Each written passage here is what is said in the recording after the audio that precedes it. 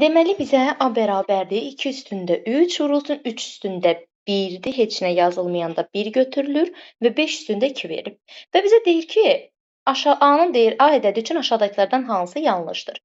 Mən baxıram ki, burada 2 üstü 3, yəni 2-dən 3 dənə olduğunu, 3-dən 1 dənə, 5-dən 2 dənə olduğunu göstərir.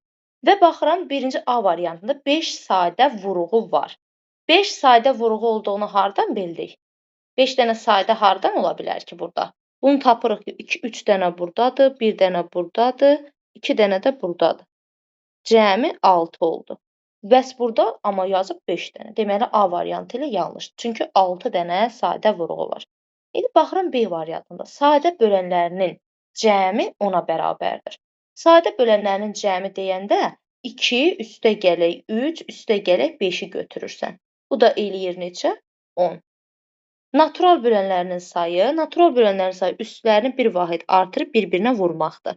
Yəni 3-ün üstünə 1 gəlirəm, 4, 4-ü vururam, 1-ə vururam 2, yəni 1-i bir vahid artırıram. Natural bölənlərini tapmaq üçün bərabərdir. 3 üstə gələk 1 vuraq, 1 üstə gələk 1 vuraq, 2 üstə gələk 1 qutardı. Bunu tapsaq 4 vurulsun 2 vurulsun 3. 4 dəfə 2 8, 8 3-ə vurdum 24. Natural bölənlərin sayı 24-dür. Tamamilə doğrudur. 40-a bölünən ədəddir. 40 nə deməkdir? 40 8 olsun, 8 vuraq 5. Görürəm bunun içində 8 də var, 5 də var. Bölünən ədəddir də təbii ki də.